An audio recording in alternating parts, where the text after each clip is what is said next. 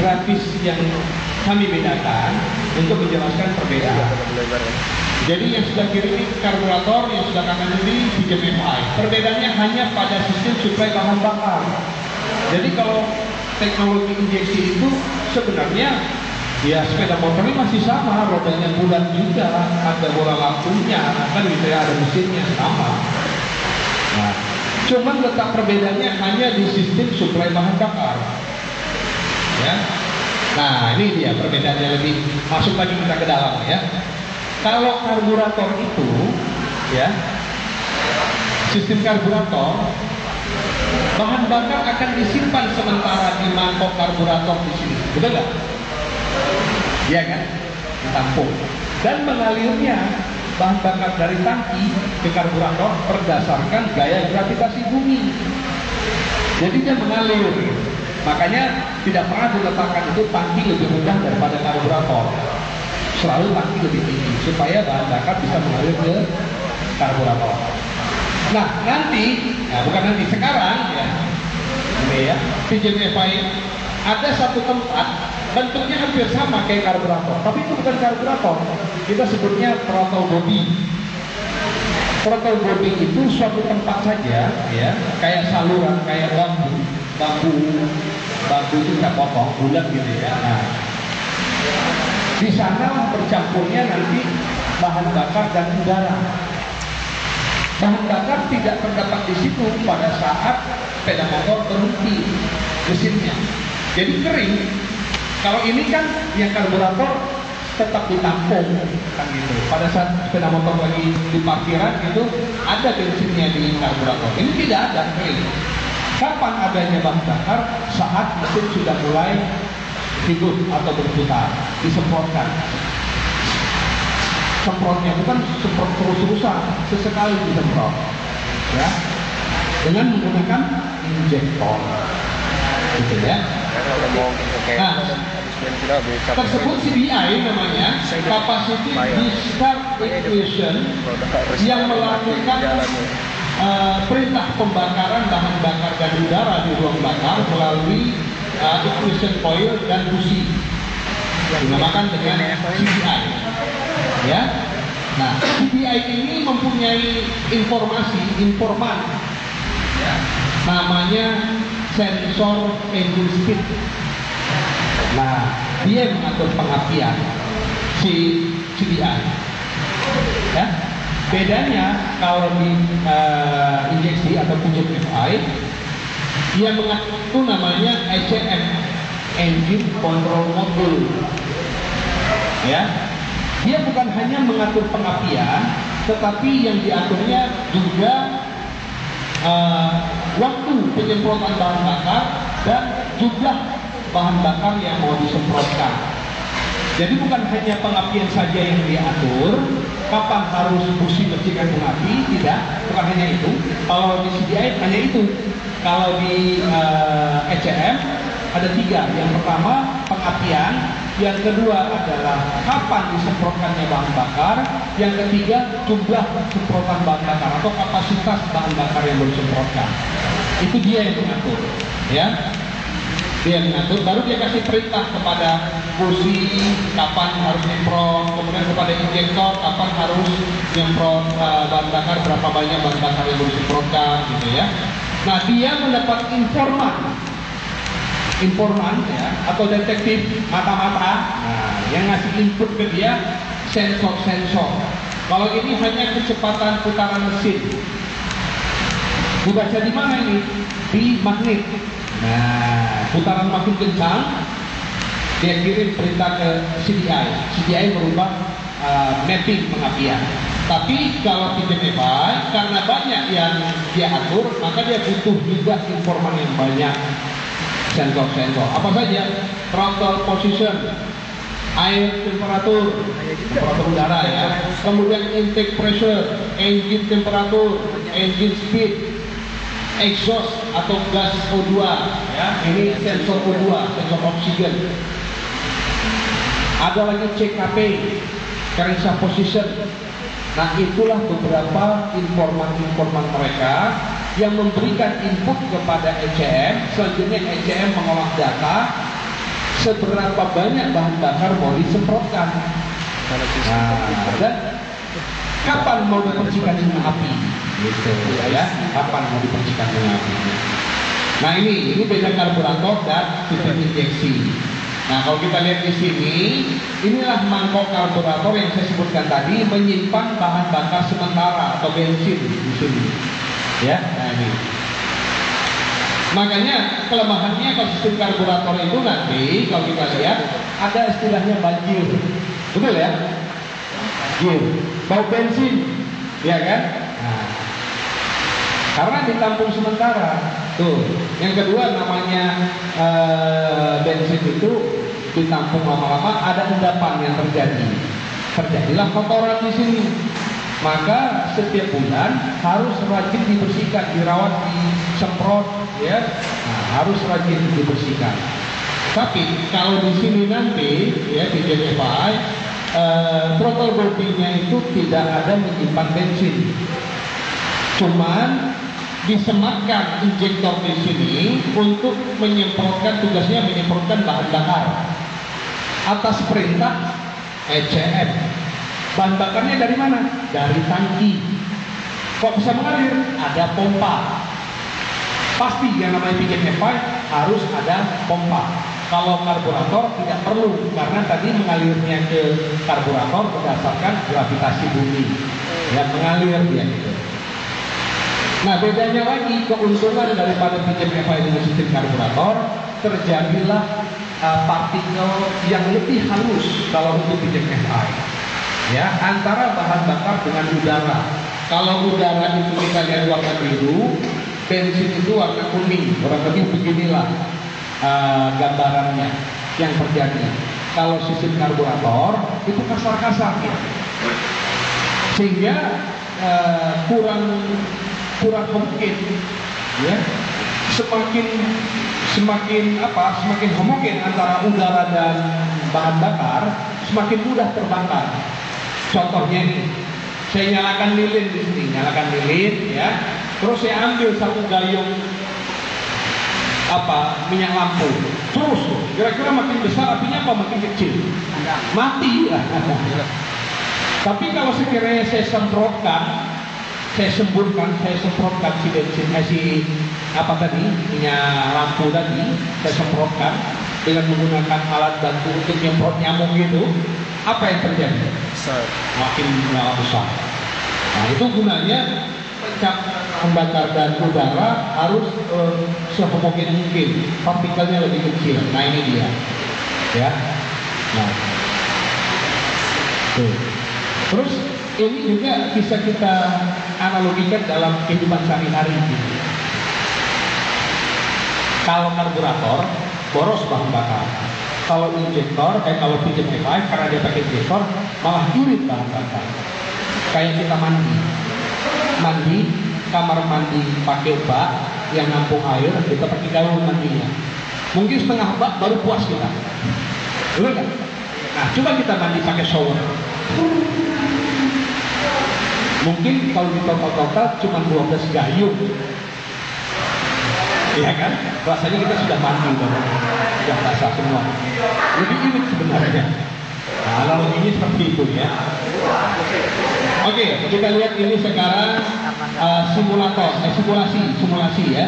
Ini adalah simulasi program fuel injection kita.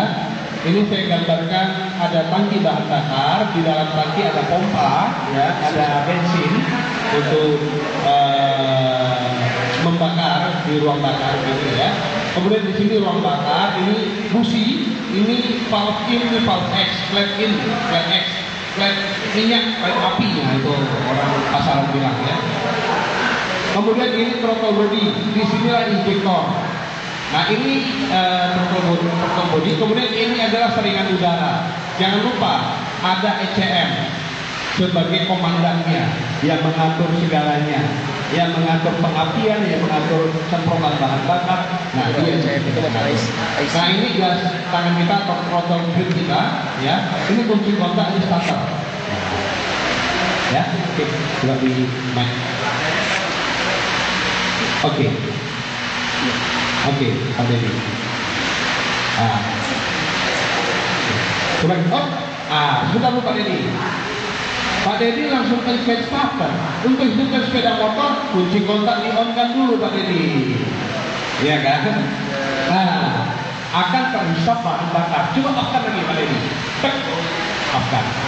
Coba perhatikan, agar-agar perlu diperhatikan di sini ya. Ini akan saya sampaikan karakteristik sifat daripada pompa bahan bakar injeksinya Honda. Coba kita lihat. Ya, hidupkan Pak Dedi. Tek, mengalir. 1, 2, mati. Matikan lagi Pak Dedi. Hidupkan lagi. Sep, mengalir. 1, 2, tek, mati. Kesimpulannya apa? Pompa bahan bakar injeksinya Honda berfungsi dengan syarat salah satu, hidupkan kunci kontak, dia hidup hanya 2 detik. Habis itu dia mati. Sebelum mesin berputar, dia tidak akan hidup. Kesimpulannya, kalau mesin belum hidup atau mesin berhenti, dia tidak akan menyala. Seperti yang dikhawatirkan konsumen, ya. Nanti kalau habis bensin bagaimana? Ya mogok, saya jawab begitu. Rusak nggak pompanya? Ya tidak. Tapi ada yang bilang, katanya jangan sampai habis bensin, nanti rusak pompanya. Oh, itu yang lain. Kalau Honda tidak, karakteristiknya jelas. Kapan dia bisa hidup lagi? Setelah motor sudah mulai berputar. Oke, sekarang kita nyalakan. Baru dia bekerja lagi. Nah, itu dia. Makin lama bensin ini berkurang nggak?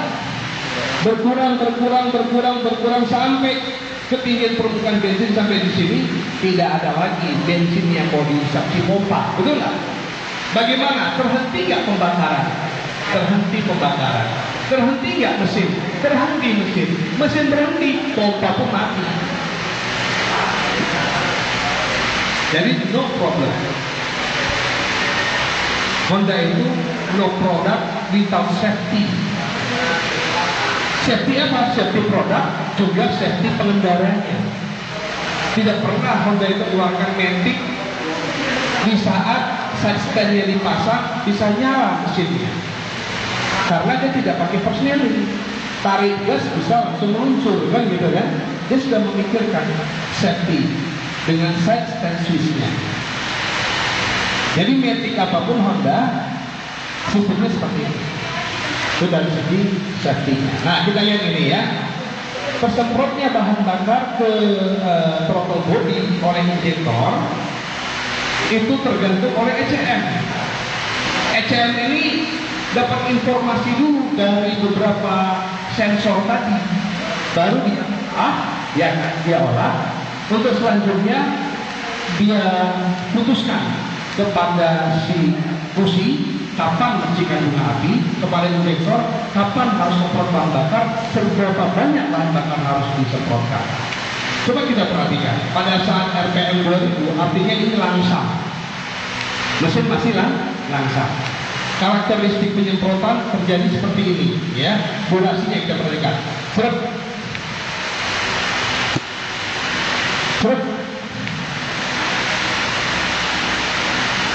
Nah, durasinya bagaimana?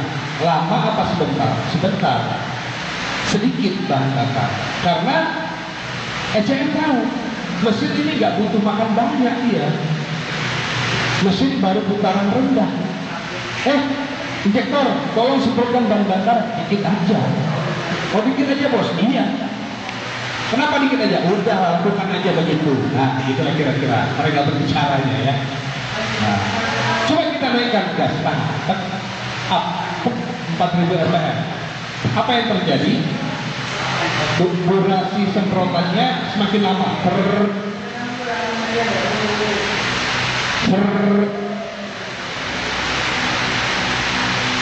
Nah, kita naikkan lagi ke atas sampai 6000. Bagaimana durasinya? Semakin lama. Artinya bahan bakar pun disemprotkan oleh injektor semakin banyak untuk putaran tinggi. Jadi betul-betul terakumulasi dia. Nah kalau karburator bagaimana? Gak bisa. Asal kita gas begini, ya nyemprot dia. Nggak kita gas, nggak nyemprot. Jadi kalau kita di lampu merah gitu kan, gas begini, ya habis bahan bakar. Kalau injeksi, parameter yang perlu dia perhatikan banyak. Panas mesin, nah, ya, kemudian temperatur udara, banyak yang dia perhatikan. Sehingga si injektor dapat informasi banyak, dengan bijaksananya dia memberi perintah kepada injektor, kepada busi, memastikan bunga itu kapal. Nah, oke, next. Pada ini matiin sudah, close. Kita next. Itu adalah sistem suplai bahan bakar dengan menggunakan teknologi kontrol elektronik. Kan terkontrol dia. Kontrolnya secara elektronik. Sehingga mampu mengatur pasokan bahan bakar dan udara secara optimum, secara efektif yang dibutuhkan. Yang tadi ngalir warna bulan biru tadi itu udara seolah-olah ya. Nah, di sini bercampurnya bahan bakar dan udara. Nah, untuk pompa sendiri jangan khawatir ya. Sekali lagi Honda itu cukup nyaman. Komponen injeksinya itu digaransi selama 5 tahun. Pompa digaransi selama 5 tahun atau 50.000 km. Mana yang terlebih dahulu ya. Nah, kemudian injektornya juga digaransi selama 5 tahun ya, atau 50.000 km. Sensor-sensornya juga digaransi selama 5 tahun atau 5.000 km ya. Ini sensor PP-nya ya, juga CKP, sensor oksigen atau sensor O2. Nah sekarang kita lihat diagramnya supaya paham. Jadi gini, agen-agen pernah lihat nggak lampu jalan di jalan raya? Pernah ya? Kalau yang otomatis itu tidak perlu ada saklar. Kalau ada yang tidak otomatis itu ada saklar. Saklarnya begini. Oh, udah gelap, udah jam 6:30 atau jam 7 malam. Hidupkan, tek, gitu. Baru nyala lampu, kan gitu ya. Kalau jalan raya yang sudah otomatis, dia ada sensor intensitas cahaya matahari. Kalau sudah redup intensitas matahari, sensor itu menginformasikan kepada saklar otomatis untuk menyatu. Menyatunya saklar ini mengalirlah listrik, hidup kasih lampu. Itu sistem otomatis, ya kan? Nah, ini saya mau cerita tentang 3MFI. Ada 3 bagian sistem 3MFI ini. Pertama input, yang kedua proses, yang ketiga output. Nah, inputnya apa? Ini dia, CKP sensor, NOT sensor, DP sensor, O2 sensor. Kalau CKP ini adalah crankshaft position. Crankshaft itu ya posisi force and pull di bagian dalam mesin. Dibaca dengan pergerakan magnet. Magnet itu berputar, dibaca oleh satu detektif, namanya CKP sensor. Satu. Yang kedua, EOT atau ECT sensor. Ini adalah sensor temperatur mesin. Ya, dipasang di blok silinder. Nah, temperaturnya dibaca oleh dia. Berikutnya ada TP sensor, throttle position. Throttle position. Pak Diri coba balik lagi supaya saya bisa jelaskan throttle itu apa sebenarnya. Balik lagi dikit sebentar. Lagi. Yang itu tadi, yang simulasi tadi. Throttle. Kalau ini namanya throttle grip atau handle grip. Nah, rupanya kalau ini kita putar, di dalam throttle body ada satu katup namanya throttle. Nih, kayak katup. Ya, kayak katup. Nah, kurang lebih kayak uang logam koin. Dia menutup saluran. Pernah lihat ya, posisi bulan gitu ya? Nah, itu namanya throttle. Posisi throttle itu dibaca oleh seorang detektif namanya TP sensor. Throttle position sensor. Tertutup berapa derajat, terbuka berapa derajat, terbuka lagi berapa derajat, terbuka lagi berapa derajat, itu dibaca oleh TP sensor. Sensor ini baca terus, dia lapor terus sama si ECM. Bos, 2 derajat, 1 derajat, 2 derajat, 3 derajat, 4 derajat. Cepat dia membacanya, dia kasih informasi. Karena sistemnya elektronik. Partikel elektron kan kencang sekali kan gerakannya kan. Elektron bebas itu 3 kali 10 pangkat 8 meter per second. Nah, jadi cepat, elektron itu cepat, ya. Jadi dia membaca informasi itu, ngasih kabar itu cepat sekali. Oke, next, balik lagi kita tadi, Pak Denny. Nah itu, ya. Berikutnya adalah O2 sensor. Nah, sensor O2 ini sesaat sebelum kita knalpot, dia membaca atau mencium emisi gas buang, konsentrasi daripada oksigen, sehingga gunanya nanti kalau wah ini campuran terlalu kaya gitu ya, terjadi koreksi. Nah, ya, pijet FI kita rata-rata itu semua adalah closed loop. Closed loop itu adalah loop yang tertutup.